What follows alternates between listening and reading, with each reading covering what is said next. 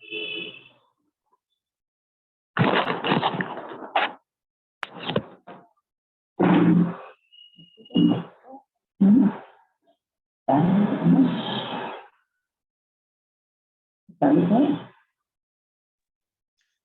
जितेंद्र प्यारे बच्चों, जय जितेंद्र सादरी मुमुक्षु।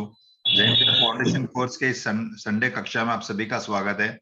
हमारा जो चलता विषय है, हम जो शास्त्र जिसको रिफर कर रहे हैं वो है जैन सिद्धांत प्रश्नोत्तर माला। ये हमारे लिए बहुत इंपॉर्टेंट है कि हम जैन सिद्धांत प्रश्नोत्तर माला को के जितने भी विषय है उसको बराबर समझे और उसे अमल में लाए, क्योंकि इससे हमें सभी आगम शास्त्र पढ़ने और समझने में बहुत आसानी होती है। जब तक हम वस्तु का स्वरूप अलग अलग अपेक्षा से जब तक हम नहीं समझेंगे, हमें शास्त्र स्वाध्याय करने में काफी दिक्कत होगी और हमें जो सम्यक दर्शन प्रकट करने में हमें बाधा आ सकती है। तो हमारा संडे का जैन धर्म फाउंडेशन कोर्स का एक ही हेतु है कि हम जैन सिद्धांत प्रश्नोत्तर माला को विशेष रूप से उसे बहुत इजी और सरल भाषा में आप सभी को समझाए। हमारा बहुत इंपॉर्टेंट विषय चल रहा है गुण का, और आज हम बहुत महत्वपूर्ण सब्जेक्ट जो है भेद ज्ञान का लेने वाले हैं। भेद ज्ञान वो हथियार है हमारे पास जिससे हम सम्यक दर्शन और मोक्ष को प्राप्त कर सकते हैं। तो हम आज के सेशन की शुरुआत करते हैं और हम हमारे आज के टीचर प्रमिला बेन जी इंदौर, हम उनको आमंत्रण दे रहे हैं कि वो आज हमें इस सब्जेक्ट ऊपर विशेष हमें ज्ञान दे। जय जितेंद्र टीचर। जय जितेंद्र जी, शुरू कर सकते हैं। नमो लोये सवत्रिकालवर्ती अरहंताणं, नमो लोये सवत्रिकालवर्ती सिद्धाणं, नमो लोये सवत्रिकालवर्ती आर्याणां, नमो लोये सवत्रिकालवर्ती वध्यायाणां, नमो लोये सवत्रिकालवर्ती सर्वसाहनां। कोई भी कार्य प्रारंभ करते हैं, हमारे इष्ट देवों को याद किया, जब हम पंच प्रभु को नमस्कार करते हैं। हमारे गुरुदेव बोलते थे ना, त्रिकालवर्ती, तीनों काल में जो यानी हो गए हैं और हो रहे हैं, इन सबको हम आज नमस्कार करते हैं। अब हमारी आज की क्लास प्रारंभ करेंगे, उसके लिए अब हम मंगलाचरण करेंगे। नेक्स्ट देना मंगलाचरण हम सब साथ में पढ़ेंगे। देखो आपके इसमें स्लाइड पे आया है ना, हाँ, तो सामने देख करके सभी लोग पढ़ें, हाथ जोड़ करके लें। वेद विज्ञान सिद्धा सिद्धाये किल केचन, अस्यैवा भावतो बद्धा बद्धाये किल केचन, भावयेद्वेद विज्ञान मिदं छिन्न धारया, तावद्यावत् पराच्युत्वा ज्ञानं ज्ञाने प्रतिष्ठते। आज का हमारा जो विषय है उसी के अनुरूप हमने मंगलाचरण भी लिया है। तो ये है वेद विज्ञानतः सिद्धा, है ना।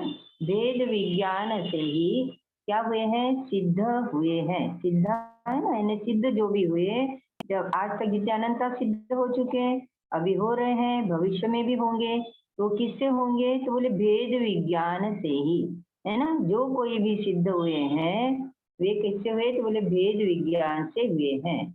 और जो कोई भी बंधे हैं, बद्धा है ना, बद्धा ये किल के, किल यानी किल का भाव है निश्चय से, वास्तव में, है ना, यथार्थ में।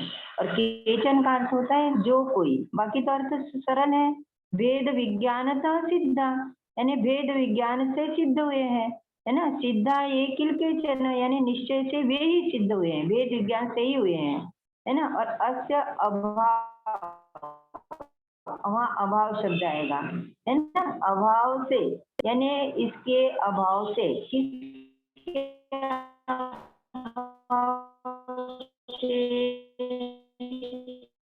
वेद विज्ञान के अभाव से बंधे हुए हैं। कौन शुद्ध हैं, यानी कर्म से बहुत कम ही जीव भेद विज्ञान को प्राप्त होते हैं।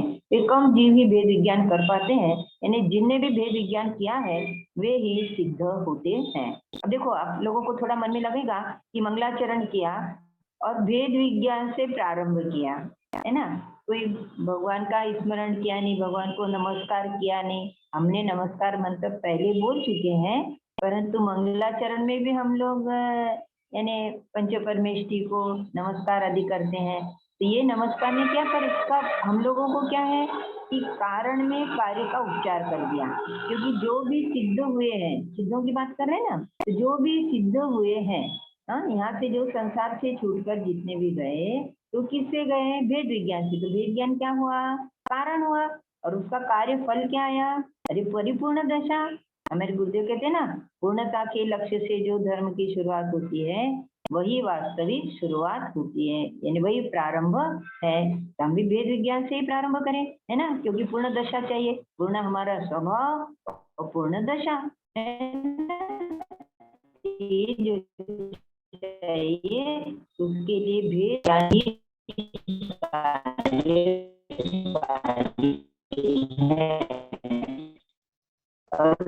वेद क्यों कैसे करना भी हम ये बाद में बताएंगे। क्या है ये छंद, कहाँ से है? ग्रंथ जो है कुंद कुंदाचार्य ने रचा, और उसमें जो कलश बनाए हैं वो किनके हैं? अमृत चंद्राचार्य के। हमें मालूम है कि समय साल के जो टीकाकार हैं उन्होंने कलश भी बनाए। ये कलश उन्होंने संवर अधिकार में डाले हैं। इसलिए हमने भेद विज्ञान का ये मंगलाचरण का ये अर्थ जाना, पहले छंद का, और दूसरे छंद का ये अर्थ लेना, भावे वेद विज्ञानम, है ना। यह वेद विज्ञान कैसा होना? तो इदम अछिन्न धारया, यानी अछिन्न धारा से, अविरल रूप से वेद ज्ञान को क्या करना? वेद ज्ञान भाना। तो कितना भाना? उसमें जरा भी छेद न पड़े, यानी अंतर न पड़े, अंतर न पड़े, इस प्रकार से धारावाहिक विज्ञान अपना चलना चाहिए। अब वेद ज्ञान क्या है क्या नहीं हम लक्षणों से जानेंगे इसे, परंतु वेद विज्ञान के बिना तो संसार में ही जीव रुल रहा है। इसलिए ये मुख्य कारण, मूल कारण है वेद विज्ञान। और वेद विज्ञान का भाव भी समझना कि भेद क्यों करना है। द्रव्य तो अभेद होता है, उसमें तो कोई भेद होते नहीं है, फिर भी हमें यहाँ भेद ज्ञान करने का क्यों कहते हैं? क्योंकि हम संसारी जीवों ने क्या किया, जो भिन्न भिन्न द्रव्य हैं उन दोनों द्रव्यों में एकत्व धारण कर लिया।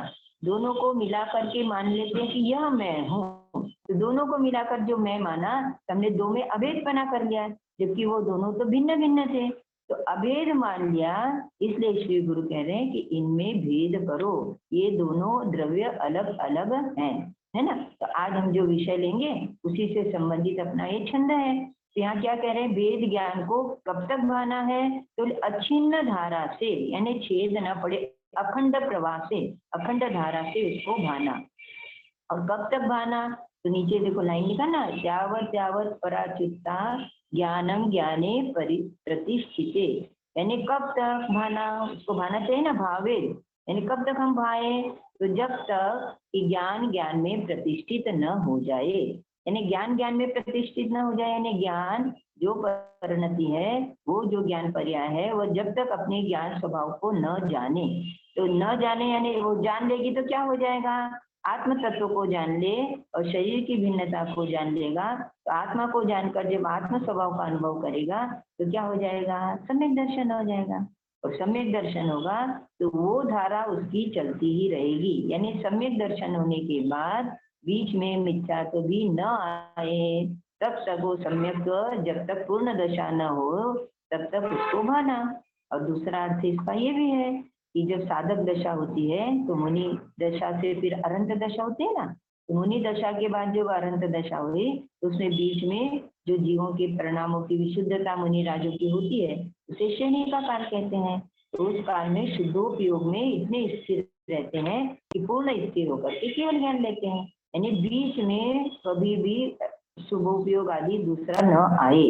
यानी शुद्धोपयोग में जो लीनता है तो उसमें भी लीनता में कैसा भेद ज्ञान चलता रहता है कि जब तक अरंत दशा न आए, यानी जब तक मोह कर्म का पूर्ण अभाव न होए तब तक उसको भाते रहना चाहिए।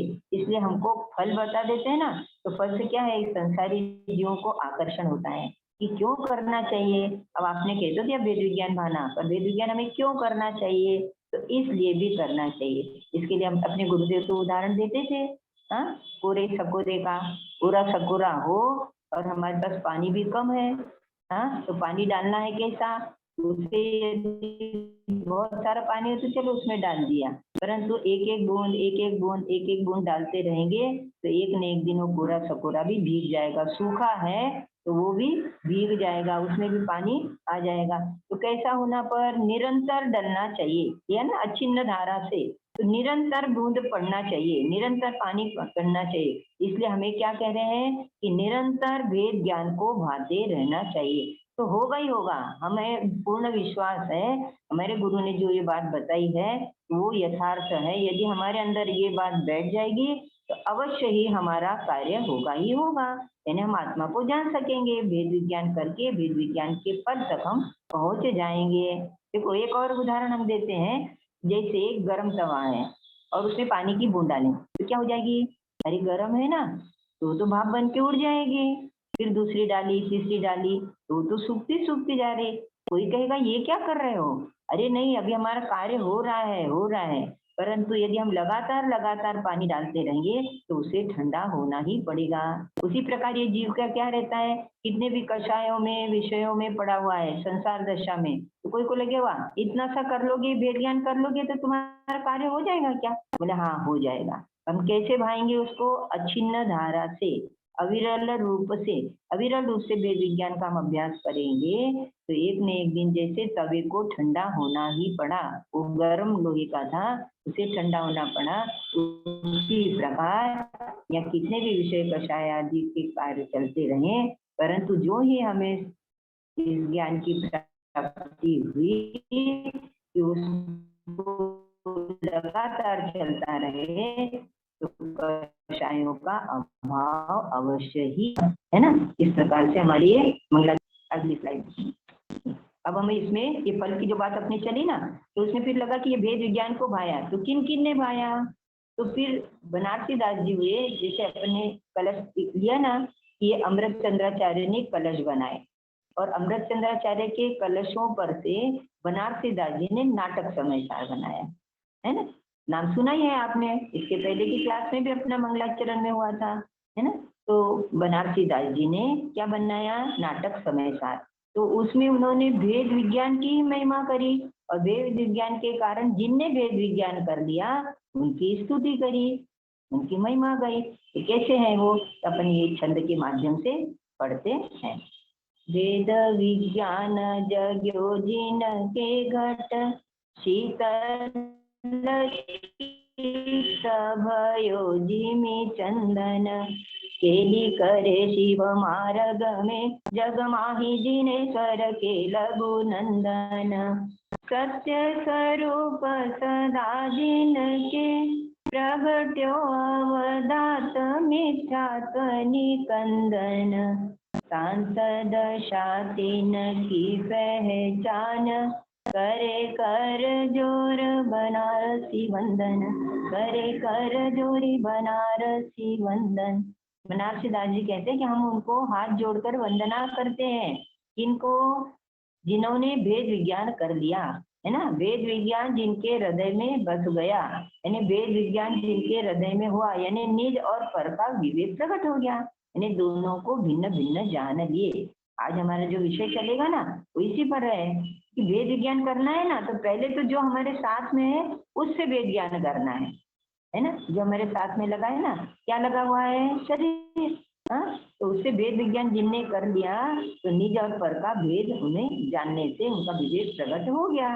फिर दूसरी लाइन क्या ली? शीतल चित्त भयो जिमि चंदन। हाँ, चित्त कैसा हो गया? चंदन के समान शीतल हो गया, है ना। अर्थात कषाय आदि जो हो रहे थे वो आताप मिट गया, है ना। शीतल चित्त भयो जिमि चंदन, किसके समान? चंदन के समान। चंदन शीतल होता है ना, हाँ, तो वैसे ही चित्त उनका कितना शीतल हो गया, यानी कषाय समन हो गई। फिर क्या करते हैं? बोले केली करे शिव मार्ग में। वहां पर मोक्ष मार्ग में जो केली करते हैं, रमण करते हैं, मौज करते हैं, है ना। मोक्ष मार्ग में जो मौज कर रहे हैं, जगमाही जिनेश्वर के लघु नंदन। लो क्या कहा उनको? ये इनके लघु नंदन बन गए। किनके? जिनेश्वर के, यानी अनंत भगवान के, जो संसार में रहते हुए भी क्या बन गए? जगमाही, यानी संसार में रहते हुए। किनके? जिनेश्वर के, भगवान के, अनंतों के। क्या बन गए? लघुनंदन, छोटे पुत्र, है ना, छोटे पुत्र बन गए कि थोड़े समय में वो भी अनंत बन जाएंगे, है ना। ये सत्य स्वरूप सदा जिनके, है ना, सत्य स्वरूप जिनका है, सदा ही जिन सत्ता में जिनके सत्य स्वरूप है ना, स्वरूप उनको यानी जानने में आ रहा है, जिनके यानी जिन्होंने जान लिया है क्या? सत्य स्वरूप, जो अपना सत्य स्वरूप यानी जिसकी सत्ता जगत में है, ऐसे भिन्न तत्व को जिन्होंने आत्म तत्व को जान लिया। तो सत्य स्वरूप सदा जिनके प्रकट हुआ, तो क्या हुआ? अवधात मिथ्यात्व निकंदन, क्या प्रकट हुआ? अवधात यानी स्वच्छ निर्मल क्या प्रकट हुआ? अपनी सत्ता प्रकट हुई यानी सम्यक दर्शन हुआ, है ना। तो ये सम्यक निर्मल सम्यक दर्शन प्रकट हुआ, तो उससे क्या हुआ? मिथ्यात्व निकंदन, मिथ्यात्व चला गया, है ना। और शांत दशा तिनकी पहचान, ऐसे जीवों की शांत दशा को पहचानो, यानी उन सम्यक दृष्टि जीवों की आनंदमय अवस्था को पहचानो। ये और ऐसा पहचानो, हमें भी कह रहे हैं और उन्होंने कहा कि हमने पहचान लिया है कि जिनकी ऐसी शांत दशा होती है, जिन्हें वेद विज्ञान कर लिया है, तो उनको हम हाथ जोड़ करके, बनारसी दास जी ने लिखा है ना, इससे उन्होंने अपना नाम भी लिखा है, हाँ, कि हम हाथ जोड़ करके उन्हें नमस्कार करते हैं। देखो यहाँ चित्र में भी दिख रहे हैं ना, गुरुदेव दिखे कि नहीं? हाँ, लघुनंदन कौन हुए? जिन्होंने अपने आत्म तत्व को जान लिया, सम्यक दृष्टि हुए ना।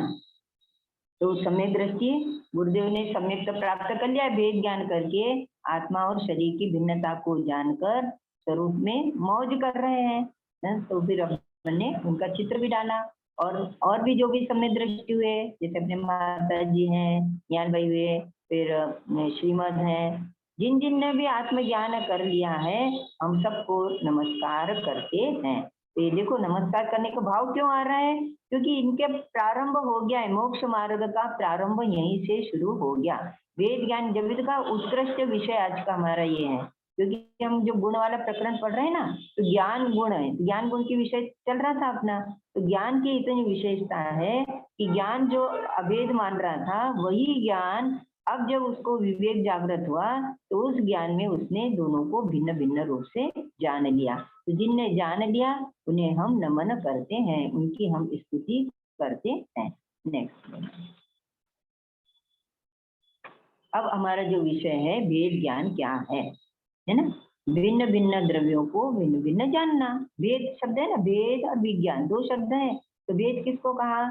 भिन्न भिन्न द्रव्य, जो जगत में कितने द्रव्य अपन ने पढ़ चुके हैं ये, हाँ, कि 6 द्रव्य होते हैं जाति अपेक्षा, और बाकी भी जो जैसे जीव द्रव्य है तो वो भी अनंत अनंत है, पुद्गल अनंत अनंत है। तो ये अनंत जीव है, अनंत पुद्गल है। तो पर हमारे को यहाँ किसकी बात अभी मुख्य रूप से लेना है?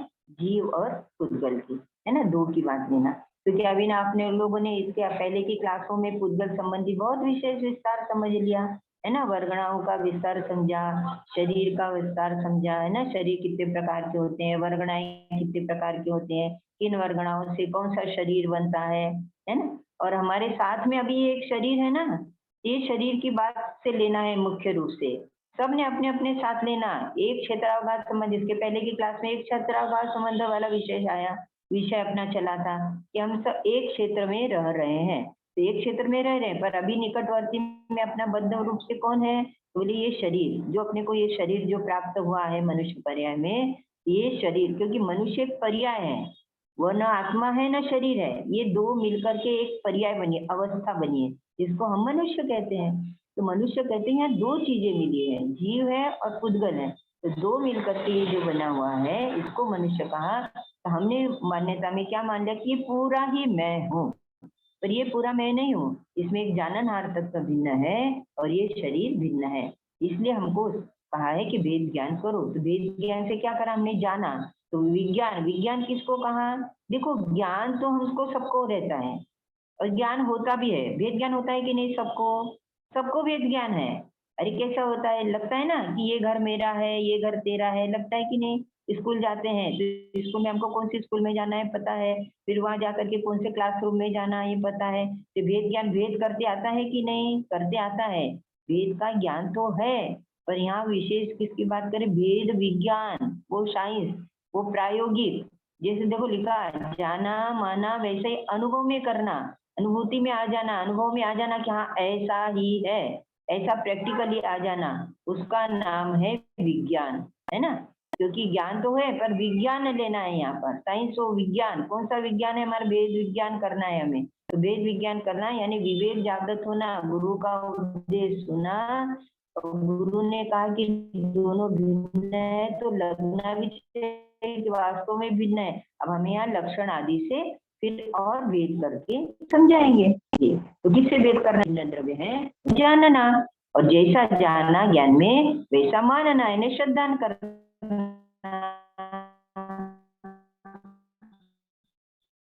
और वैसा ही उनके साथ अनुभव करना। आगे विषय लेंगे कि वेद है कि मैं तत्व अपने आपको जान रहे हैं, वेद ज्ञान नहीं कर रहे हैं तो संसार में बंधे हैं। ये हमने मंगलाचरण में अभी पढ़ा कि जिनने भी वेद ज्ञान नहीं किया तो क्या कर रहे हैं? संसार में ही बंधे हुए हैं, यही भटक रहे हैं। इसलिए वेद ज्ञान करना। अब कैसे करना? उनके लक्षण आदि पहचान करके, फिर उससे हमें क्या फायदा है? वेद ज्ञान करके सिद्ध दशा तक प्राप्त होती है। तो ये विषय अपना अपन आगे और लेते हैं। इनके भिन्न भिन्न और लक्षण क्या है ये हम दोनों के जानेंगे। किसके? आत्मा के और शरीर के। क्योंकि लक्षणों से ही भेद करा जाता है। चिन्ह चाहिए ना हमें पहचानने को, क्या क्या चिन्ह हैं इनके। हमारे बहुत सारे विषयों से हमारे पहले की क्लासों में चल रहे हैं, परंतु हम भेद ज्ञान का विषय आया ना तो फिर हम फिर से इस बात को ले रहे हैं। नेक्स्ट लेना। तो दोनों के लक्षण भिन्न भिन्न है। देखो यहाँ सामने आया ना, आत्मा और शरीर। देखो दोनों तरफ बनाया, एक आत्मा एक शरीर बना दिया दोनों तरफ। अब हमें दो के बीच में सांध है, लेकिन बहुत बड़ा है ये, तो दोनों भेद हमें प्रत्यक्ष दिखता भी है ना ये। तो आत्मा और शरीर का, आत्मा कैसे कहा? चैतन्य रूप है। आत्मा चैतन्य रूप है, शरीर कैसा है? अचेतन पदार्थ है। चेतन पदार्थ है, ज्ञान प्रत्यक्ष प्रकट है ना। देखो दूसरे बोल में आ गया ना, ज्ञान दर्शन स्वभावी है। चैतन्य है मतलब कैसा है? ज्ञान दर्शन स्वभावी। ज्ञान दर्शन तो प्रत्यक्ष दिखाई देता है, प्रकट में ही लगता है। ज्ञान वाला तत्व जीव है और ये शरीर जानता नहीं है। क्योंकि आंख नाक कान आदि क्या जानते हैं? नहीं जानते। ये तो हम जब हमारा ज्ञान प्रकट होता है ये बीच में निमित्त बनते हैं। बाकी तो जड़ स्वभाव है। अपन ने पढ़ा ना अभी कि काय से बना हुआ है? ये वर्गणाओं का समूह है, उनसे बना हुआ है। आहार वर्गणा से शरीर काय से बना हुआ है? आहार वर्गणा से आप पहले पढ़ के आए ना। और कौन सा शरीर है अभी मनुष्य को? औदारिक शरीर। औदारिक शरीर है, बना काय से? वर्गणाओं से बना है। वर्गणा क्या है? पुद्गल है। पुद्गल है वो जड़ है। और आत्मा कैसी है? चैतन्य रूप है ना, ज्ञान दर्शन रूप है। अब देखो तीसरा बोल क्या लिया अपन ने आगे? अरूपी है, अमूर्त है। आत्मा दिखाई दे रही है क्या? आंख से दिखाई देती है, कोई हाथ से स्पर्श करते तो पकड़ में आती है? आती है? नहीं आती है। इसलिए कैसे? अरूपी है। क्योंकि रूप गुण किसका है? पुद्गल का है। तो पुद्गल रूपी है यानी उसमें स्पर्श गंध वर्ण है, वो रूपी पदार्थ है। मूर्त है, वो दिखाई देता है। और आत्मा क्या है? आंखों से दिखाई देती नहीं, हाँ, ये वेदन में आती है पर दिखती तो नहीं है। आंखों से दिखती है क्या आत्मा? हाँ, देखा होगा किसी ने? नहीं देखा। अरे देखना मात्र केवल ज्ञान का विषय है। हमारे मति शुद्ध ज्ञान में तो दिखता ही नहीं है, मात्र अनुभव में आता है ना। तो अमूर्त है तो इंद्रियों से गम्य नहीं, इंद्रियों से जानने में नहीं आएगा। और कैसा है? एक है बिल्कुल, वो किसी से मिलता हुआ नहीं, अखंड द्रव्य है। इसलिए एक अखंड द्रव्य है, उसके टुकड़े टुकड़े अलग अलग नहीं, अखंड आत्मा है। जैसे आप लोगों ने वो शरीर में भी पढ़ा था ना कि तेजस, शरीर में तेजस निकलता है और वो आहरक में भी पुतला निकलता है। इसके पहले की क्लासों में आप लोगों ने पढ़ा था। तो वो जो पढ़ा आप लोगों ने तो उसमें समझना, आत्मा खंडित नहीं होती, आत्मा के प्रदेश ही फैलते हैं। आत्मा में ऐसी शक्ति है ना कि आत्मा में असंख्य प्रदेशी आत्मा है और वो उसी के प्रदेश फैलते हैं, खंड होते नहीं है, है ना। इतना ध्यान रखना, खंड नहीं होते। अलग शरीर भी बनाए तो खंडित नहीं होता। किसी ने देखा होगा अभी कोई जैसे जानवर वगैरह की कोई पूंछ कट जाए, छिपकली वगैरह की के, तो थोड़ी देर तक हिलती हिलती रहती है। तो क्यों रहती है? क्योंकि आत्मा के प्रदेश वहां से वहां तक जुड़े रहते हैं उसके शरीर से। और फिर क्या है? आत्मा के प्रदेश संकुचित हो जाते हैं, वो निर्जीव वस्तु अलग हो जाती है, ऐसा। और ये शरीर कैसा है? अनंत परमाणुओं का पिंड है ना, अनंत परमाणुओं का पिंड है। परंतु क्या है? देह के साथ इतना अध्यास बना हुआ है ना अनादि का, ये ऐसे भिन्न भिन्न पता ही नहीं चलता। क्योंकि ये शरीर के बिना तो जीव आज तक कोई भी जीव रहा नहीं है। शरीर के बिना कोई जीव नहीं रहता है ना, क्योंकि जीव अभी है सब शरीर के साथ। शरीर से रहित तो मात्र सिद्ध भगवान ही है, परंतु शरीर क्या है, ये छूटता जाता है, फिर नया मिलता है, फिर नया मिलता है। और तेजस कार्बन शरीर तो विग्रह गति में भी साथ में रहते हैं, यानी शरीर से रहित तो जीव आज तक भी हुआ नहीं है। इसलिए देह में इतना अध्यास भाग गया कि अपने को समझ में नहीं आता। श्रीमद में मिला था ना, भिन्न लक्षणीभान, यानी भिन्न भिन्न लक्षण है, उनके लक्षणों से जानो, है ना। पाशो देहाध्यासी आत्मा देह समान, पण ते बन्ने भिन्न छे प्रगट लक्षणे मान। प्रगट लक्षण उनके भिन्न है। और फिर दूसरा भी उन्होंने दोहा दिया ना, भाषो देहाध्यासी आत्मा देह समान, पण ते बन्ने भिन्न छे जेम असी ने म्यान, है ना। म्यान और तलवार जैसे दोनों अलग अलग हैं, ऐसे शरीर और आत्मा भिन्न भिन्न है, अलग अलग है, ऐसा जानना। इसलिए आत्मा कैसी है, अखंड है ना। अक्षय अविनाशी है, अक्षय है, कभी उसका क्षय होगा नहीं। आत्मा का क्षय नहीं होता। अपने को लगता है ना, जीव यहाँ से मर करके गया, तो मर करके कौन गया, अरे मरण आत्मा का तो हुआ ही नहीं। कहाँ से जाना हमने कि आत्मा का मरण नहीं होता, क्योंकि अविनाशी तत्व है। हमने पहले क्लास वगैरह में पढ़ के आए हैं, आत्मा कभी मरती नहीं है, आत्मा अनादि अनंत है, वो मरती नहीं है। कौन से गुण के कारण, कोई जवाब देंगे क्या? एंड्रेस करो जरा, हमने सब गुण वगैरह का प्रकरण पढ़ के आए हैं। टीचर ने प्रश्न पूछा है कि आत्मा अविनाशी है, उसका नाश नहीं होता है, तो किस अनादि साधने गुण अनंत के है, कारण? अविनाशी है, कौन से गुण के कारण, कौन बताएगा? हाँ, हम विशुद्धा जैन को अनम्यूट कर रहे हैं। विशुद्धा बेटा, जय जिनेन्द्र। जय जिनेन्द्र, अस्तित्व गुण के कारण। बहुत बढ़िया, बहुत वेरी गुड अच्छा बेटा, जवाब वेरी दिया। गुड, बहुत अच्छा जवाब दिया। हाँ, ओके, ये थैंक यू है जय ना, जिनेन्द्र। अस्तित्व गुण है ना, ये वही तो है। ये पढ़ने का क्या फायदा है, ये तो समझ में आता है कि अरे हमारा तो कभी नाश होता ही नहीं। कोई कह के मर गया, अरे कहाँ मरा, ये तो शरीर और आत्मा दो थे ना, ये दो भिन्न भिन्न है, उसका तो मरण होता ही नहीं है। हाँ, आत्मा तो मरती नहीं, कैसी है, अक्षय है, अविनाशी है। और ये शरीर कैसा है, नाशवान है, क्योंकि शरीर के तो परमाणु बिखर जाएंगे ना। देखो, शरीर है अनंत परमाणु का पिंड है, तो जो एक एक परमाणु है वे एक एक द्रव्य है। शरीर एक द्रव्य तो है ही नहीं, ये तो पर्याय हो गई। अनंत परमाणु मिल करके ये शरीर को बनाया। अपने पढ़ा ना कि आहार वर्गणा से ये शरीर बना हुआ है, तो इससे बना है। तो वर्गणा में क्या है, अनंत परमाणु है ना, क्योंकि असंख्य परमाणु मिलकर के वर्ग बनते हैं, वर्गों के समूह को वर्गणाएं बनती हैं, और वर्गणाओं से फिर ये शरीर बना हुआ है। तो ऐसे ये अनंत परमाणुओं का पिंड है ना, और ये नाशवान है। और ये कैसा है, सादी शांत, ये काल की अपेक्षा दिया अपन ने। अनादि अनंत जीव को कहा ना अपन ने, अस्तित्व, अस्तित्व नाश नहीं होता, तो अनादि अनंत बना रहता है, किसी ने बनाया भी नहीं और कोई नाश भी नहीं कर सकता। और शरीर का क्या है, ये बनता है, यानी अनंत परमाणु मिलते भी है और वो बिखरते भी है, तो यानी उसका प्रारंभ भी हुआ और शांत यानी नाश भी होता है। और लेना, आत्मा कैसी है, ज्ञान शरीरी, ज्ञान ही उसका शरीर है। ये पुद्गल शरीर है ना, काय क्या हुआ, पुद्गल शरीर है। आत्मा कैसी है, सदा निर्मल है, शुचि है, पवित्र है ना। और शरीर कैसा है, अशुचि अपवित्र है ना, अशुचि है, छीने लायक नहीं है।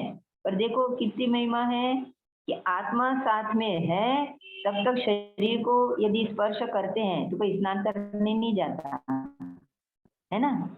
आप लोगों ने देखा होगा कि जब आत्मा निकल गई और शव पड़ा रहा, और शव को कोई छीले तो क्या कहते हैं, या स्नान करके आओ, स्नान करो, है ना। अब इसको लेकर के कोई जनवाणी को नहीं छील सकता, ये नहीं कर सकता, घर में दूसरे पदार्थों को मत छीलो, हाँ, किसी जल वगैरह को इनको कोई स्पर्श मत करो, क्या होगा, ये अपवित्र पदार्थ है, अशुचि पदार्थ है। और पवित्र आत्मा साथ में है, तो इसके कारण अभी शरीर को भी पूज रहे हैं, पूछ रहे हैं। नहीं तो शरीर को कोई पूछने वाला नहीं, वास्तव में तो आत्मा ही पूज्य है, आत्मा ही पूछने में आती है, आत्मा का ही मान सम्मान होता है। परंतु ये शरीर साथ में, तो बाहर में दिखता शरीर है ना, अरे शरीर को ऊंचे सिंहासन पे बैठाएंगे, उसको हार माला पहनाएंगे, मान सम्मान करेंगे, तो दिखने में बाहर से शरीर दिख रहा है, पर शरीर का नहीं है, वो सब आत्मा का ही है। आत्मा का होता है, शरीर का होता नहीं, पर आत्मा अरूपी वो दिखती नहीं है। तो ये दिखने में ये एक क्षेत्र में दोनों है ना, इसलिए ऐसा दिखाई देता है। तो ज्ञान ही पूज्य है। ज्ञान अगर जहाँ होता है वो उसी से पूज्य है। इसलिए ज्ञान शरीर ही है आत्मा, और शुचि पवित्र है, सदा निर्मल रहने वाली, स्वच्छ रहने वाली। बाकी तो अशुचि पदार्थ है। ये अशुचि है ना जो आत्मा निकली, कि पर इसको फेंको, अभी इसमें कुछ भी रहा नहीं, अब इसको स्पर्श भी मत करो, इसलिए कहा ना अशुचि है, यानी छीने लायक भी नहीं है। और फिर आगे का भाव लिया, आत्मा अपने द्रव्य क्षेत्र काल भाव में है। सभी अपने स्वचतुष्टय में रहते हैं, कोई द्रव्य पर चतुष्टय में रहते नहीं।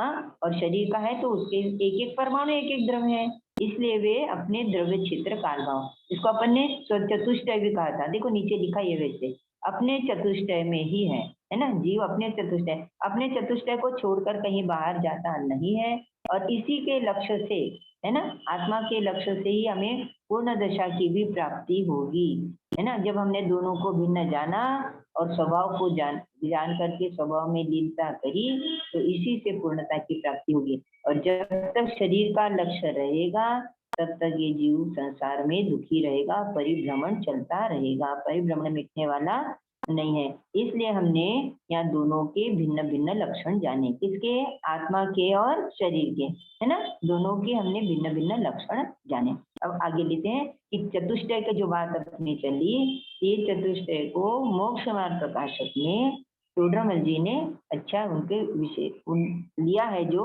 उसी कोटेशन को अपन ने फिर से लिया, क्योंकि चतुष्टय किसको कहते हैं, द्रव्य क्षेत्र काल भाव, है ना। तो स्वद्रव्य, स्वक्षेत्र, स्वकाल और स्वभाव, यानी कोई भी द्रव्य किसी दूसरे के द्रव्य में नहीं रहता, जाता नहीं, है ना। ये अपन देख लिया कि दोनों के लक्षण भिन्न भिन्न है। तो ये सब क्या है, स्व स्व के अपने अपने। चतुष्टय यानी चार, भी आया था चतुष्टय शब्द अपना, चतुष्टय का अर्थ होता है चार, पर सभी द्रव्य अपने ही द्रव्य क्षेत्र काल भाव में रहते हैं, पर में प्रवेश करते नहीं है।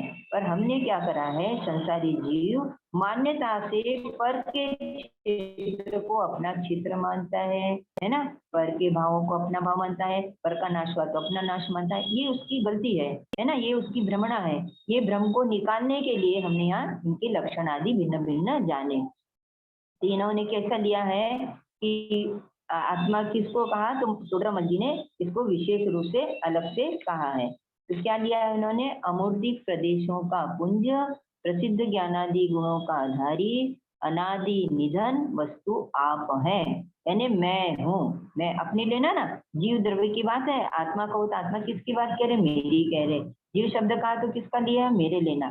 जैसे माता जी के बोल में है ना कि स्वभाव शब्द सुनते ही एकदम जैसे चीर कर संसारवट उतर जाए, तो ऐसा स्वभाव की बात करे, आत्मा की बात करे, जीव द्रव्य की बात करे, तो सब में अपना लगाना कि मेरा तत्व ऐसा है, मैं आत्मा ऐसा हूँ, मेरा स्वभाव ऐसा है, मैं जीव द्रव्य ऐसा हूँ, मैं जीव तत्व ऐसा हूँ, ऐसा लगाते हैं तभी भेद ज्ञान बराबर चलेगा, है ना। तो ये लिया अमूर्तिक प्रदेशों का पुंज। तो इन्होंने क्या लिया, पहले अमूर्तिक प्रदेशों के पुंज को, क्षेत्र को पहले ले लिया है। कोई बात नहीं, वो उन्होंने लाइन बनाई ना, इसलिए तो हमें लगा कि टोडरमल जी का भी विषय अपन ने लेना चाहिए। तो उन्होंने अमूर्तिक प्रदेशों का, यानी मूर्तिक नहीं है प्रदेश, आत्मा कैसी है, असंख्य प्रदेशी। तो प्रदेश अपने को दिखते हैं क्या, नहीं दिखते, हाँ, तो कैसे है, अमूर्तिक। अमूर्तिक प्रदेशों का पुंज यानी समूह। और फिर क्या है, प्रसिद्ध ज्ञानादि गुणों का धारी, ये उसका क्या है, भाव, क्योंकि ज्ञानादि गुण क्या है, प्रसिद्ध दिख रहे हैं सबको, है ना। और काल में क्या लिया, अनादि निधन, है ना। अनादि निधन में निधन का शब्द है ना, वहां उसमें अ भी लगाते हैं, अनादि अनिधन, क्योंकि निधन हम लोग हिंदी में ये प्रयोग भी करते हैं ना, जैसे किसी का निधन हो गया, तो निधन हो गया यानी क्या कहा, मरण हो गया, शांत हो गए वो। तो यहाँ इसका अर्थ ऐसा नहीं लिखता है, ये दोनों एक ही शब्द है, अनादि अनिधन। ऐसे दोनों साथ में लिखने में अनादि निधन लिखा जाता है ना। अनादि वो बीच में डैश है, वैसे अनादि अनिधन। ये तो क्या उसका काल हुआ, इसको हम अनादि अनंत भी कहते हैं, ठीक है। और वो वस्तु आप है, यानी मैं हूँ, है ना। ये वस्तु जो है वो द्रव्य मेरा, ये मैं हूँ। और ये शरीर कैसा है, क्योंकि वेद ज्ञान कर रहे हैं ना, तो शरीर का स्वचतुष्टय देखो, उसका पूरा का पूरा भिन्न है, मेरा भिन्न है। कैसा बताया उसका क्षेत्र कैसा है, जैसे मैं अमूर्तिक प्रदेशों का पुंज हूँ, ये मूर्तिक पुद्गल द्रव्यों का पिंड है। मैं कैसा हूँ, ज्ञानादि गुणों का धारी हूँ, तो ये कैसा है, प्रसिद्ध ज्ञानादि गुणों से रहित है, इसमें ज्ञान है नहीं। अपन ने अभी पढ़ा ना, जड़ है, इसमें ज्ञान दर्शन आदि गुण नहीं है। और मेरा कैसे, मैं अनादि निधन हूँ, और इसका तो नया संयोग मिला है, क्योंकि शरीर तो बार बार मिलता जाता है और बिछुड़ता जाता है। और द्रव्य क्या है? वो पुद्गल द्रव्य है। शरीर आदि कैसे हैं? पुद्गल द्रव्य है, पर द्रव्य है ना। ये दोनों द्रव्यों के बीच गुरुदेव शिक्षा लेते थे, दोनों के बीच में वज्र की दीवार है। अरे वहां कोई बना हुआ नहीं है, परंतु क्या कहा कि वज्र की दीवार यानी दोनों इतने अत्यंत भिन्न है, इनको कभी भी मिले मत मानना, ये भिन्न के भिन्न ही है। और सर्वज्ञ भगवान के ज्ञान में प्रत्यक्ष मिली हुई अवस्था में भी भिन्न दिखाई दे रहे कि नहीं? तो उनके ज्ञान में आ रहे हैं तो हमारे ज्ञान में भी परोक्ष रूप से जानने में आ सकते हैं, क्योंकि हमारे ज्ञान में इतनी सामर्थ्य है। और इसको और थोड़े से उदाहरणों से भी समझा रहे हैं। आगे का लेना है, देखो इसमें उदाहरण दिए हैं जल और दूध का, है ना।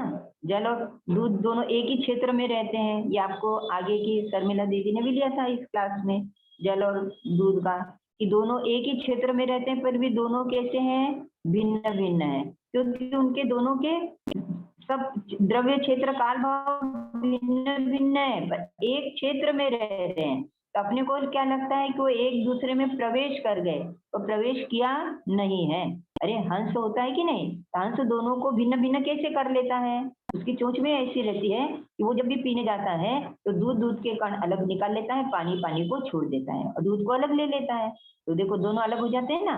और जैसे मावा वगैरह बनाते हैं तो पानी है तो भाप बन के उड़ जाता है और दूध के कण अलग रह जाते हैं, ये दोनों अलग दिखते हैं। और क्या उदाहरण में दिया? सोना किट्टी का, सोना और उसके साथ काली माँ मिली हुई रहती है अनादि से खदान में, परंतु दोनों कैसे हैं? भिन्न भिन्न है। अनादि से मिले होने पर भी भिन्न है। तुष और कण जैसे कि भिन्न भिन्न है। अरे अनाज लगता है कि नहीं? तो उसके साथ में छिलका भी लगता है, कण भी रहता है, हमारे जैसे चावल वगैरह है तो वो चावल का अंदर का दल अलग है और वो बाहर का छिलका अलग है। तेल में जैसे तिल है, तिल में तेल है तो वो तेल के कण अलग है और ये अलग है।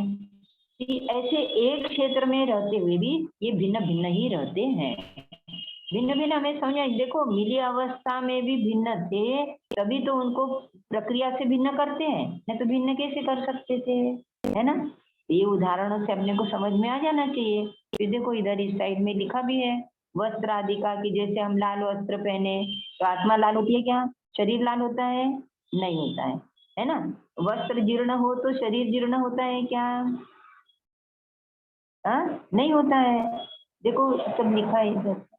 हाँ, मोटा वस्त्र पहनने से शरीर मोटा नहीं होता, जीर्ण वस्त्र पहनने से शरीर जीर्ण नहीं होता। होता है क्या उससे? नहीं, क्योंकि शरीर और वस्त्र को जैसे हमने भिन्न जाना तो वैसे ही शरीर और आत्मा को भिन्न जानना है। जैसे हमको वस्त्र में पर बुद्धि है और शरीर में अहम बुद्धि है, वैसे आचार्य कह रहे हैं कि वैसे तुम शरीर में पर बुद्धि और आत्मा में अहम बुद्धि न आए तब तक भेद विज्ञान को भाते रहना, है ना। अहम बुद्धि ना आए यानी अपनापन न आए तब तक तुम इससे भेद ज्ञान करते ही रहना। नहीं तो जैसे बुखार आया तो शरीर गर्म हुआ तो लगता है कि मैं गर्म हो गया, मुझे बुखार आ गया, है ये हमारी मान्यता रहती है ना। और जब ये समझ में आ जाएगा, गुरु उपदेश दे रहे हैं और इससे हमें बातों से समझ में आया कि दोनों के लक्षण भिन्न है, क्योंकि गुण पर्याय थी कि नहीं, गर्म ठंडा आदि उसकी पर्याय है। ये तो मेरी तो है ही नहीं, तो मैं तो गर्म हुआ ही नहीं, मुझे बुखार नहीं आया, मैं दुबला हो गया या मैं मोटा हो गया तो मैं थोड़ी हुआ, ये तो शरीर की अवस्थाएं बदली हुई है। तो उससे अपने को भिन्न जानेगा, क्योंकि जिस प्रकार वस्त्र के कारण हम कभी शरीर को नहीं मानते कि जीर्ण वस्त्र पहन लिया या नया वस्त्र पहना तो मैं नया हो गया, शरीर नया हो गया, शरीर अच्छा हो गया, ऐसा कभी भी मानते हैं? नहीं मानते हैं। इसके लिए और भी आचार्यों ने उदाहरण दिए हैं। समय है ना अभी? हाँ समय तो है अभी, हाँ ले सकते हैं। 2-4 मिनट ले सकते हैं, 2-4 मिनट ले सकते हैं, कोई दिक्कत नहीं। अच्छा है, तो थोड़ा ये लिया भी है तो थोड़ा पढ़ना हो तो पढ़ सकते हैं, बस पढ़ ही लेते हैं। पाषाणेषु यथा हेम दुग्ध मध्ये यथा घृतम तिल मध्ये यथा तेल देह मध्ये तथा शिव काष्ठ मध्ये यथा वह्नि शक्ति रूपेण तिष्ठति अयमात्मा शरीरेषु यो जानाति स पंडित। यदि पंडित रत्नत्रय से मंडित है वे ही पंडित कहलाते हैं। इसलिए आचार्यों ने यहाँ ये हमने परमानंद स्त्रोत में से लिया है, अकलंक स्वामी ने इसे लिखा। तो उन्होंने कहा कि जैसे पत्थर और सोना है, ये दोनों कैसे भिन्न है, जैसे अपन ऊपर पढ़ा ना, ये दूध है, दूध में घी कैसा छिपा हुआ है, जैसे कहा ना, ये चित्र भी कुछ बनाया है इन लोगों ने, इसमें देखो दूध है तो दूध के साथ में वो मक्खन वगैरह भिन्न भिन्न है।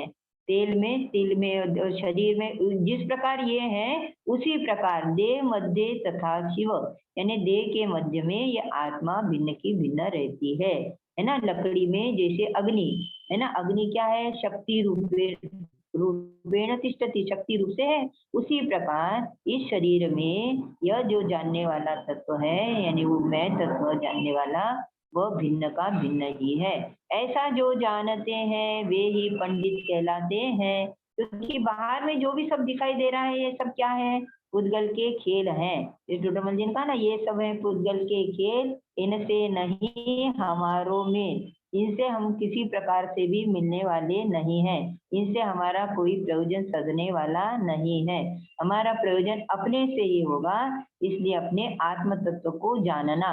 इसलिए शॉर्ट में भी आचार्य ने इष्टोपदेश में भी लिख दिया कि जीव जुदा पुद्गल जुदा, यही तत्व को सार, बाकी सब व्याख्यान है याही का विस्तार। यानी जीव भिन्न है और शरीर भिन्न है, ये पुद्गल आदि है ना, सब भिन्न के भिन्न है। तत्व का सार, ये सब दार्शनिक का सार यही है वेद ज्ञान, है ना। बाकी सब व्याख्यान यानी जितना भी हम विस्तार करते हैं, सब क्या है, या ही का विस्तार, इसके विस्तार से ही इतने बनने में आए। आगे लेना टाइम, थोड़े से हमने वेद ज्ञान के लाभ वगैरह का भी विषय लिया था। ये थोड़ी भिन्नता की सिद्धि ये करने का था भाव कि देखो ये हमें भिन्न दिखाई दे रहा है कि नहीं। अब जब हमने दोनों को देखा तो तब लगा कि वो आत्मा भिन्न की भिन्न ही थी, क्योंकि ये स्पर्श गंध वर्ण वाली इंद्रियां पूरी की पूरी वहां पर पड़ी हुई हैं, और कोई से भी कार्य कर रहे हैं क्या जानने का, कि आंखें देख रही हैं, कि कान सुन रहा है, कि कुछ कर रहा है, कुछ भी नहीं हो रहा है। इससे जाना इसमें कितने भी वर्षों तक मिला रहे, फिर भी यह एक में एक होते नहीं, क्योंकि दोनों के लक्षण भिन्न है। ये भिन्नता की सिद्धि इससे होती है कि ये दोनों भिन्न भिन्न ही है।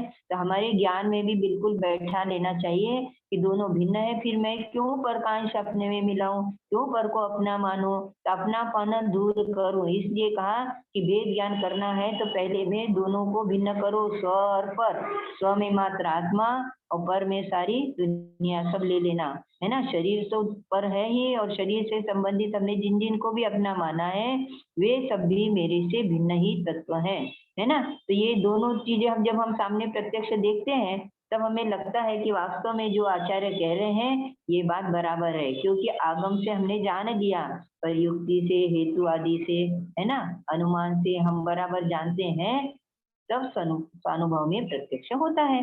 इसलिए आगम का सेवन से, आगम से हमने बराबर ये जाना, और हमने प्रत्यक्ष यहाँ हेतु आदि से लगा करके दोनों को कारणों से जाना कि वास्तव में ये दोनों भिन्न ही है। तो हम भिन्न क्यों नहीं स्वीकार करें, इससे हमें बहुत लाभ होता है भिन्नता से। आगे का है क्या, भिन्नता के विज्ञान का लाभ भी है, आगे का स्लाइड भी है क्या? हाँ, इसको थोड़ा पढ़ ही लेते हैं क्योंकि टाइम हो रहा है ना। ये क्योंकि इससे सुखी होने का, इससे प्रयोजन, देखो ये प्रयोजन की बात सभी क्लासों में आती है कि वेद ज्ञान करने से हमें क्या लाभ है। तो लाभ मूल तो यही लेना कि सब जीवों का प्रयोजन सुखी होने का है ना। हमारा प्रयोजन क्या है, सुखी होने का। सब जीवों का प्रयोजन एक ही है, सुखी होने का है। इसलिए अब हम क्यों दुखी हो रहे हैं, तो शरीर में एकत्व मान करके ही दुखी हो रहे हैं। शरीर में जितना एकत्वपना है, तो फिर ये शरीर से संबंधित जितने पदार्थ हैं उनको भी हम अनुकूल बनाना चाहते हैं, इसलिए दुखी होते रहते हैं। सुखी होने के लिए क्या करना, तो बोले शरीर का स्वरूप जानना, ये तो पुद्गल है और ये मुझसे भिन्न है ना, जानना। इसलिए वेद ज्ञान आवश्यक है ना, आवश्यक है। इसको वेद ज्ञान को अवश्य जानो, है ना। वेद विज्ञान हमें होना ही चाहिए। ये और कब तक भाते रहना, जब तक अपना कार्य न हो। हमें कार्य के लिए जल्दी नहीं करना, परंतु जैसे हमने जान लिया, श्री गुरु ने बताया, अरे मेरे को गुरुदेव जैसे मिल गए और उन्होंने हमें इतना प्रत्यक्ष रूप से बता दिया, तब अभी भी नहीं करेंगे तो कब करेंगे। ये कार्य अभी से प्रारंभ करना है। ऐसा कहा ना कि सब कार्य तो समय पे करना, वेद ज्ञान तो हर समय करना, प्रत्येक समय वेद ज्ञान चलना चाहिए। घर में हो कि मंदिर में हो, सब जगह चलना चाहिए। इसलिए वेद ज्ञान बहुत आवश्यक है ना। दुखी होने का मूल कारण अभी हमारे समझ में आ गया कि हमने दोनों को भिन्न भिन्न जान लिया। और एकत्व करने से क्या हो रहा था, उल्टा दुखी हो रहा था, मिथ्यात्व रागादि भाव हो रहे थे उससे। तो अब हमने इनको जान लिया तो क्या हुआ, शरीर की शोभा हमारे हो उसकी चिंता अब हमें रहेगी नहीं, क्योंकि शरीर सुंदर रहे तो मैं सुंदर रहूंगा, ऐसी मान्यता हमारी हटेगी। हमने इतने दिन तक आत्मा की परवाह नहीं करी, अब भिन्न भिन्न जाने तो अब लगने लगा ना कि जो आत्मा तत्व जो मेरा साथ कभी नहीं छोड़ता वो तत्व मैं हूँ। तो आत्मा की परवाह करेगा। और एकत्व छोड़ने के लिए हमें भिन्न भिन्न लक्षण समझा, ये हमें लाभ हुआ। एकत्व छूटता है इससे, है ना। शरीर मोटा पतला हुआ, रोगी हुआ, गर्म ठंडा हुआ, तो समझ में आ गया ना, शरीर हुआ मैं हुआ नहीं। और इसको जानने से और आत्मा की विशेष विशेष महिमा आती है। उसके प्राप्त करने की रुचि बढ़ती है। ये सब अज्ञान आदि के फल है।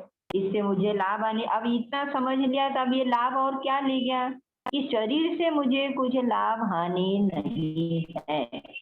जो भी होना है तो मेरे से ही होगी, शरीर से होने वाला नहीं है। ये वेद करने में भूगल के खेल है, तो इनसे मेरा कुछ भी संबंध नहीं है। ऐसा जान करके हम अपने आत्म स्वभाव को जाने। वेद ज्ञान अपना प्रति समय, अभी कहा ना हर काम समय पे करो, पर वेद ज्ञान प्रति समय करो। तो प्रति समय वेद विज्ञान करके हम इन दोनों को भिन्न भिन्न जाने और अपन भी परिपूर्ण दशा को प्राप्त हुए, ऐसी भावना से अभी की बात पूर्ण करते हैं। आगे हमने आज के विषय का भी लिया था कि आज से अपने पर्युषण पर्व भी प्रारंभ हो गए और हमारा एक बड़ा पर्व भी आ रहा है। वो गुरुदेव का फोटो डाला था हमने, महावीर जयंती का प्रकरण आ रहा, वो आ रहा है ना, महावीर जयंती आ रही है अपने 4 तारीख को। Ishita, can you play the photo? और उस दिन एक विषय, हाँ जी, हम फोटो रख रहे हैं, एक ही सेकेंड। हाँ डाल रहे हैं। उस दिन एक अपना विशेष दिन भी है। महावीर जयंती का तो है, सभी को पता है, और हम लोगों को भी, गुरुदेव के भक्त आदि को भी सबको पता है कि उस दिन कौन सा दिन है ना। गुरुदेव का परिवर्तन दिवस है उस दिन, है ना। गुरुदेव ने मुखपट्टी छोड़ी थी, कहाँ पर, सोनगढ़ में, स्टार ऑफ इंडिया में, है ना। वहां पर छोड़ी थी। विक्रम संवत है ना 1991 में, 1991 विक्रम संवत 1991 में गुरुदेव ने महावीर जयंती के दिन दोपहर को सामायिक के काल में बैठे थे ना, तो वहां पर उन्होंने पार्षद भगवान की फोटो के समक्ष, है ना, जो उनका श्वेतांबर का चिन्ह था ना, मुखपट्टी, उस मुखपट्टी को उतार दिया और दिगंबर धर्म स्वीकार किया। दिगंबर तो अंदर में तो स्वीकार हो गया था, और बाहर का जो चिन्ह था उसे भी निकाल करके उन्होंने दिगंबर धर्म ही सत्य है का डंका तो बजाया है। इसे समझना चाहिए कि कितने भी जीव आगे बढ़ जाए, कितने ख्याति लाभ पूजा में प्रसिद्धि में हो जाए, परंतु जहाँ अपना नुकसान हो रहा है, जहाँ अपनी हानि है, उसको छोड़कर, ख्याति पूजा लाभ प्रसिद्धि को छोड़कर जो सत्य मार्ग है उसको अपनाने में जरा भी पीछे नहीं हटे और वो कार्य कर लिया। इसलिए अपना महान दिवस भी आ रहा है, तो गुरुदेव की भी अपना परिवर्तन दिवस और महावीर भगवान की जन्म जयंती का अपन अच्छा उल्लास से मनाए और वेद ज्ञान को भाते रहे और पूर्ण दशा को प्राप्त हुए। एक एक की बात पूर्ण करते हैं। अभी तुम्हारा जो प्रश्न उत्तर का सेशन है वो थोड़ा सा 5 मिनट चलेगा, ले अभी हम लेना। आमंत्रण देंगे हमारे सोनगढ़ के वाचन का श्री नितिन भाई सेठ के कुछ उनके विषय के ऊपर बात करें। नितिन भाई, जय। सभी को जय जिनेन्द्र। नितिन, आज का विषय भेद विज्ञान का प्रमिला बहन जी ने बहुत ही अच्छी लिया है। भेद विज्ञान किया है और वो कैसे करे, उसका फायदा किया है, वो बात प्रमिला बहन जी ने बताई। वास्तव में भेद विज्ञान अलग अलग कथन से आता है। कई बार ऐसा आता है कि भाई आत्मा और शरीर का भेद विज्ञान करना, कोई कथन ऐसा आता है कि भाई आत्मा और कर्म का भेद विज्ञान करना, कोई कथन ऐसा भी आता है कि स्वभाव और विभाव का भेद विज्ञान करना, कोई कथन ऐसा भी आता है कि ज्ञान और राग का भेद विज्ञान करना। तो ये अलग अलग थियरी से अलग अलग एंगल से आता है।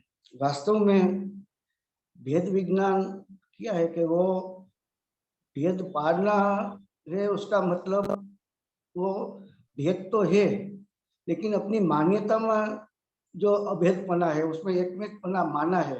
वास्तव में तो आत्मा और पर द्रव्य और पर भाव भिन्न ही है, एक है ही नहीं, लेकिन अपनी मान्यता में हमें एक माना है तो उसको हमें अलग करना है, उसका नाम भेद विज्ञान है। और खासकर कर्म का उदय आता है तो उसके साथ ये आत्मा जो जुड़ता है और समय सार की छन्नो गाथा के आधार पर जो भाव्य भावक संकर दोष होता है उसी के कारण एकत्वपना होता है और उसी के कारण संसार का परिभ्रमण होता है। और मंगलाचरण में जो प्रमिलाबेन जी ने लिया 130 और 131 श्लोक के समय सार का, जो कोई सिद्ध हुआ है वो भेद विज्ञान से हुआ है और जो जीव संसार में परिभ्रमण करते हैं वो भेद विज्ञान के अभाव से होता है। तो ये भेद विज्ञान ही सम्यक दर्शन का मूल कारण है। भेद विज्ञान से ही सम्यक दर्शन की प्राप्ति होती है और ये भेद विज्ञान अलग तो है लेकिन अपनी मान्यता में जो एक पना माना है उसको अलग करना है। 294 गाथा में समय सार में जीव और बंध उसका भेद विज्ञान बताया है। आज का जो हमारा विषय है वो आत्महित के लिए समय का सदुपयोग हम कैसे करें, उस विषय पर हमें थोड़ा सा लेना है। लौकिक में एक महान फिलोसोफर हो गया, फ्रैंकलिन नाम का जो फिलोसोफर था, उसने कोई व्यक्ति ने पूछा कि आपकी सफलता, जो आप सफलता आपने प्राप्त की है तो आपकी सफलता का रहस्य क्या है। तो उसने बताया कि जब मैं अभ्यास करता था, स्कूल में था, तो उसी समय मेरे सब मित्र थे, मेरे फ्रेंड थे, वो सब कोई क्रिकेट रमते थे, कोई पिक्चर देखते थे, कोई होटल में जाते थे, लेकिन मैं अपना ध्येय के पाछड़ अपना समय पसार करता था। उसका ध्येय जो है वो उसके पीछे हम रहते हैं, उसके पीछे ही हमारा समय पसार होता है तो उसकी सफलता हमें प्राप्त होती है। हमारा जो फ्रेंड है वो अलग अलग तरीके से अपना समय पसार करते थे, लेकिन मुझे मेरा ध्येय जो था वो डॉक्टर बनने का, इंजीनियर बनने का, जो भी हो, तो वो उसके लिए हम मेहनत करते थे तो उसकी सफलता हमें प्राप्त हुई है। ये लौकिक दृष्टांत है, ये दृष्टांत सभी तरह से लागू नहीं होता। यहाँ मतलब बताने का यही है, वास्तव में तो जो सफलता मिलती है बाहर में, डॉक्टर बनता है, इंजीनियर बनता है, जो भी हो, वो अपने पुण्य पाप कर्म से अधीन होता है, वो मेहनत के बुद्धि से नहीं होता। लेकिन यहाँ दृष्टांत का हेतु ये है कि जो हमारा ध्येय प्राप्त करना है तो हमें निश्चित रूप से पुरुषार्थ करना ही पड़ेगा। पुरुषार्थ से ही हमारी ध्येय, हमारा लक्ष्य है, उसकी प्राप्ति होती है।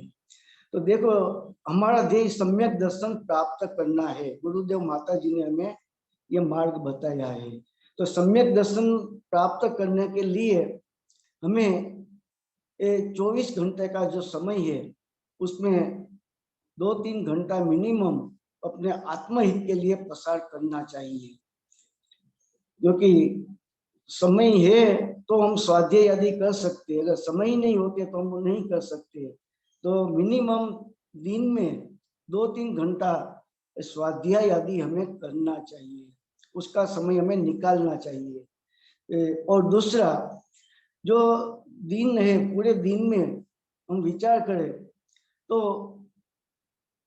3-4 घंटे ऐसे होता है कि जो हम प्रवृत्ति करते हैं 3-4 घंटे की पूरे दिन में, वो सभी प्रवृत्ति व्यर्थ होती है, उसमें कोई प्रयोजन नहीं होता है, उसमें कोई हमारा हेतु नहीं होता है, उससे हमारा कोई लाभ नहीं होता है।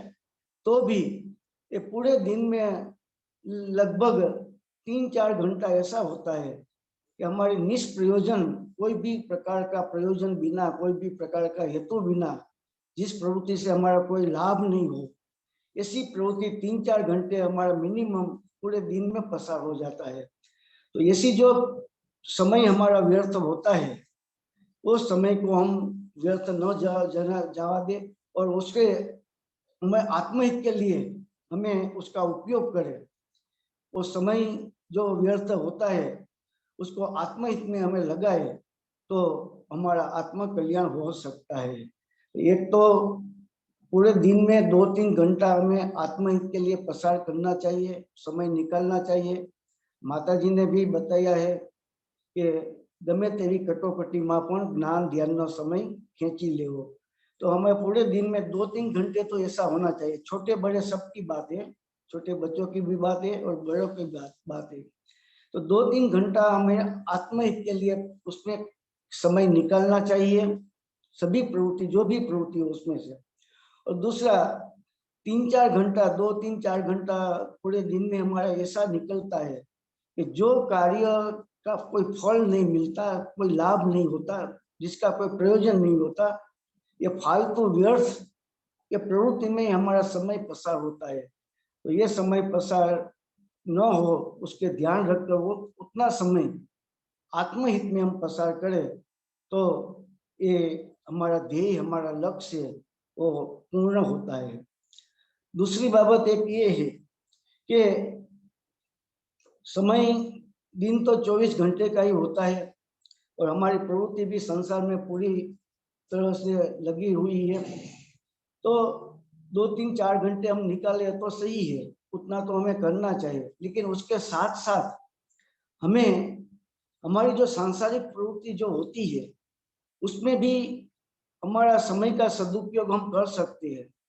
जैसे हम मुसाफरी करते हैं, ट्रेन में मुसाफरी करते हैं तो 3-4 घंटे 6 घंटे जो भी हो तो उतना समय हम मुसाफरी के समय हम गुरुदेव का वचनामृत है, माता जी का वचनामृत है, कि कोई ऐसा छोटा सा पुस्तक हो उसका हम पढ़े, उसका वांचन करें, श्रवण करें, विचार करें, वो भी हम कर सकते हैं। तो वो 3-4 घंटे हम जो मुसाफरी करते हैं तो हमारे समय का सदुपयोग होता है। कई बार हम प्रतिदिन 1 घंटा हम वॉकिंग के लिए निकलते हैं।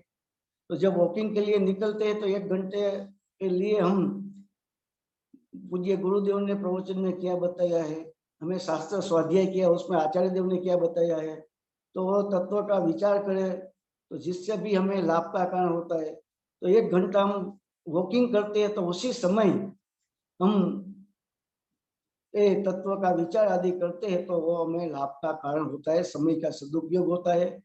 बहनों जो रसोई बनाती है तो उसी समय भी वो तत्व का विचार कर सकती है। जो भाई लोग हैं सब आजीविका की प्रवृत्ति लिए ऑफिस जाता है तो ऑफिस में भी पूरे दिन में 2-3 घंटा 1 घंटा तो ऐसा होता है कि हमें समय मिलता है, पूरे दिन काम नहीं होता है। तो 1 घंटा हम साथ में हमारा कोई पुस्तक रखा हो, बहन श्री का वचनामृत हो, गुरुदेव का वचनामृत हो, छोटा सा कोई पुस्तक हो तो हम 1 घंटा हम उसके पढ़ सकते हैं। तो उसी समय ऐसे सांसारिक प्रवृत्ति में से भी कार्य करते करते हम ये समय का सदुपयोग कर सकते हैं। तो ये गुरुदेव ने ये बात बताई है कि पुरुषार्थ ही जीवन मंत्र है। गुरुदेव का जीवन मंत्र पुरुषार्थ ही था। और माता जी ने भी ये बात बताई है कि पुरुषार्थ बिना कभी भी सम्यक दर्शन प्राप्त नहीं होता। ये पुरुषार्थ से ही सम्यक दर्शन प्राप्त होता है। चाहे आत्मा का संस्कार हो तो भी ये संस्कार से ही सम्यक दर्शन नहीं होता। संस्कार हो लेकिन पुरुषार्थ तो करना ही पड़ता है। तो पूरे दिन में हमें जो प्रवृत्ति करते हैं उसमें ये छोटे बच्चे हो या बड़ा हो वो 2-3 घंटे ऐसा निकालना चाहिए कि जिसके आत्महित की प्रवृत्ति हो सके, स्वाध्याय मनन चिंतन पूजा भक्ति जो भी हो कि जिससे आत्मा को कोई लाभ का कारण हो सके। और दूसरा ये हमारी व्यर्थ प्रवृत्ति जो होती है संसार में 2-3-4 घंटा ऐसा होता है कि हम बिन जरूरी प्रवृत्ति करते हैं जिसका कोई हेतु नहीं होता, कोई प्रयोजन नहीं होता, उसके कोई लाभ नहीं होता, तो भी वो प्रवृत्ति हम करते हैं। तो ऐसी प्रवृत्ति हम बंद कर ये आत्महित के लिए वो समय पसार करें। और तीसरा ये हम सांसारिक प्रवृत्ति में जैसे वॉकिंग करते हैं, मुसाफरी करते हैं, ऑफिस में बैठे हैं, रसोई बनाते हैं, तो ऐसे सांसारिक प्रवृत्ति करते करते समय भी हम ये तत्व का विचार आदि जो करते हैं, स्वपर का भेद विज्ञान करते हैं, तो आत्मा का लाभ का कारण होता है। तो हमें इसी तरह सम्यक दर्शन प्राप्त करना है। तो 24 घंटे का जो दिन है उसमें वो उतना ही रहेगा, तो उसमें से हमें समय खींचना है, आत्महित के लिए समय उसमें प्रसार करना है। तो जितना हो सके उतना समय ये इसी तरह हम ले सकते हैं और आत्महित के लिए वो प्रसार करते हैं, तो हमारा आत्मा का लाभ का कारण हो सकता है। जय जिनेन्द्र। जय जिनेन्द्र नितिन भाई, आपने बहुत अच्छे से हमें सभी को बताया है कि समय का सदुपयोग किस प्रकार करना चाहिए। बहुत बहुत धन्यवाद उसके लिए। अभी प्यारे बच्चों और सभी का मेंटीमीटर राउंड शुरू होगा। मैं रिक्वेस्ट करूंगा VIP team to start the Mentimeter round. जय जिनेन्द्र सभी को। मेंटीमीटर की लिंक आपके चैट बॉक्स पे पेस्ट की है।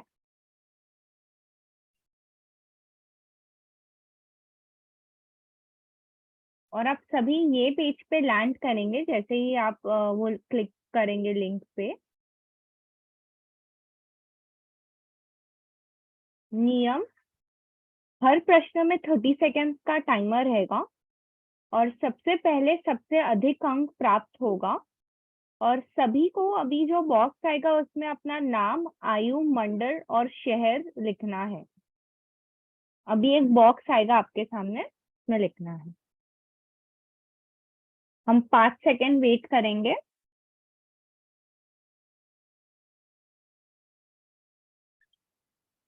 सभी अपना नाम, शहर, मंडल लिख दे वो बॉक्स पे।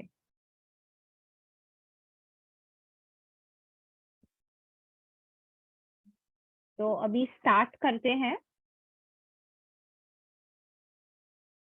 पहला क्वेश्चन आपके स्क्रीन पे। प्रश्न है, बनारसी दास जी ने किनको नमस्कार किया है?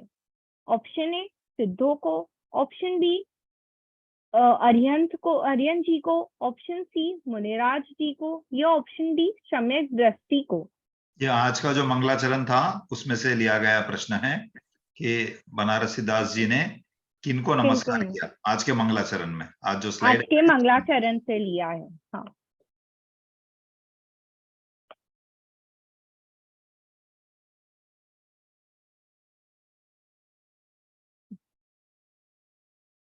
सात लोगों ने सही उत्तर दिया है और सही उत्तर है ऑप्शन डी सम्यक दृष्टि को।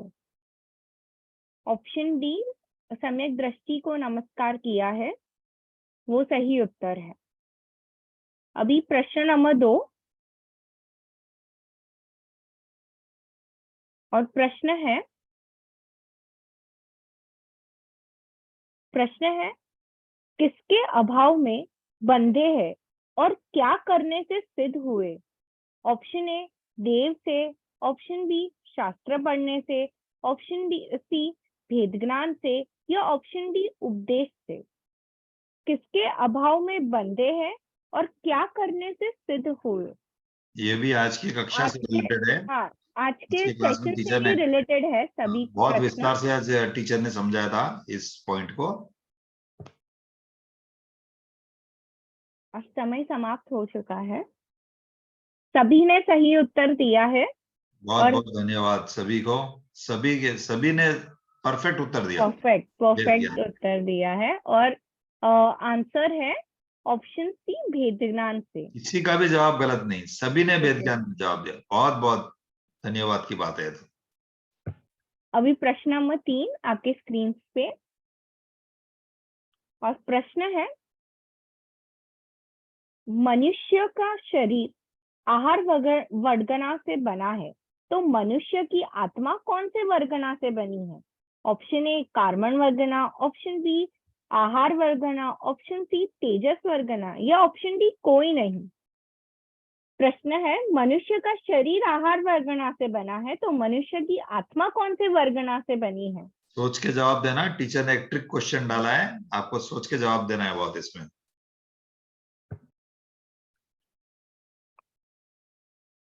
और समय समाप्त हो चुका है। 12 लोगों ने सही उत्तर दिया है और सही उत्तर है ऑप्शन डी कोई नहीं, कोई भी वर्गना से आत्मा नहीं बनी है। तो सही उत्तर है ऑप्शन डी, कोई नहीं।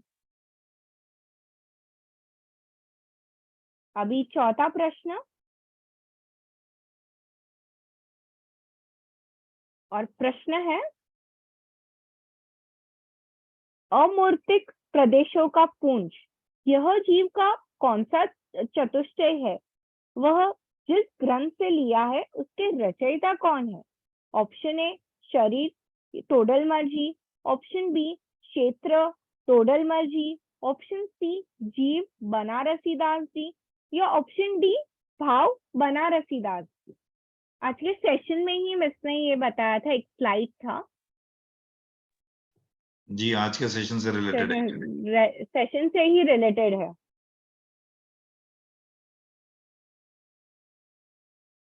सभी ने अलग अलग उत्तर दिया है, और सही उत्तर 3 लोगों ने ही दिया है, और उत्तर है ऑप्शन बी क्षेत्र और टोडलमल जी ने।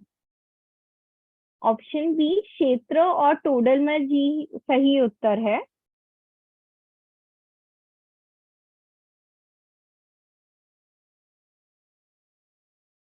अभी लास्ट क्वेश्चन, 5वां क्वेश्चन आपके स्क्रीन पे, और प्रश्न है, महावीर जयंती के दिन पूज्य गुरुदेव श्री का कौन सा मंगलिक दिवस है?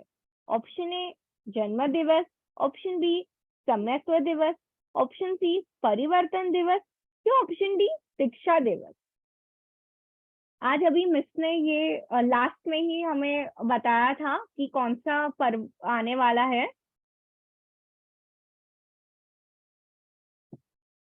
आज के सेशन में लास्ट में ही मिस ने ये हमें दिया था।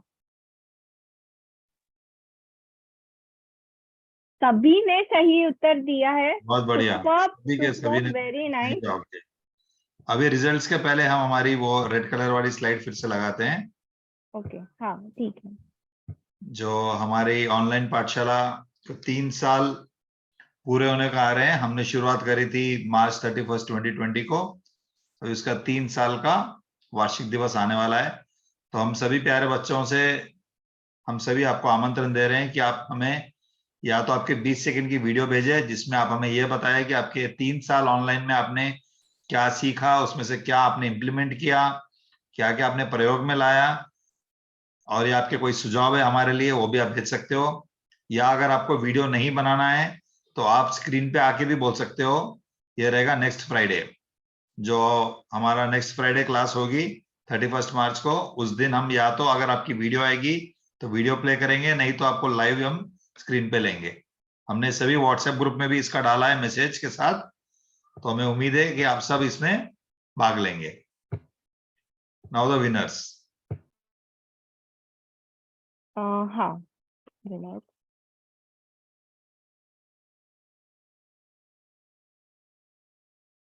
So winners for today, Sharmila ji को स्पेशल पुरस्कार देना चाहिए। वो फ्राइडे क्लास में भी फर्स्ट आते हैं और संडे क्लास में भी फर्स्ट आते हैं। शर्मिला जी इंदौर, बहुत बहुत धन्यवाद आपका, क्योंकि हम प्राइजेस सिर्फ बच्चों को देते हैं। तो बच्चे विनर जो है आज के वो हमें दिख रहे हैं, मन्नत जैन, शिवपुरी, उसके बाद विशुद्धा जैन, उसके बाद आगम जैन। पूरा शिवपुरी स्वीप है आज, टॉप 3 शिवपुरी के दिख रहे हैं सब। और सक्षम दोषी लंदन। सक्षम दोषी। और 5वां कौन है? दीक्षा शिवपुरी जी। जो हमें फाइनल स्लाइड बनेगी हम सभी व्हाट्सएप ग्रुप में डालेंगे। सभी विनर्स को धन्यवाद हमारी टीम की ओर से, और खास तौर पे शर्मिला जी को कि वो हर फ्राइडे और संडे कक्षा में भाग लेते हैं और सभी में फर्स्ट आते हैं। बहुत बहुत धन्यवाद आपका। हम जयकारा से आज का सेशन को एंड करते हैं। प्रमिला जी, आपका म्यूट है, अनम्यूट करिए एक बार, आपका बटन म्यूट है साउंड का।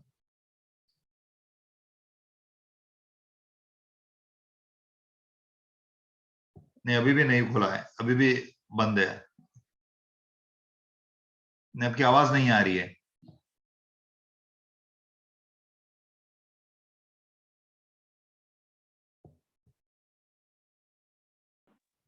जी हाँ, अभी ओपन हुआ है। हेलो सिमंदर आदि विश्व शंकर भगवंतों की जय हो। परम परम उपकारी कहान गुरुदेव की जय हो। प्रशम मूर्ति धन्यवतार भगवती मात की जय हो। सत्य सनातन दिगंबर जैन धर्म की जय हो। स्वर्णपुरी तीर्थ धाम की जय हो। महावीर जन्म कल्याणक महोत्सव की जय हो। सभी को जय जिनेन्द्र। जैन धर्म फाउंडेशन टीम के सभी टीचर्स का, सभी प्यारे बच्चे और सभी मुमुक्षु को जय जिनेन्द्र। हम आपसे मिलेंगे फ्राइडे, हमारी फ्राइडे पाठशाला के लिए और संडे जैन धर्म फाउंडेशन कोर्स के लिए। तब तक के लिए आप सभी को जय जिनेन्द्र। जय जिनेन्द्र।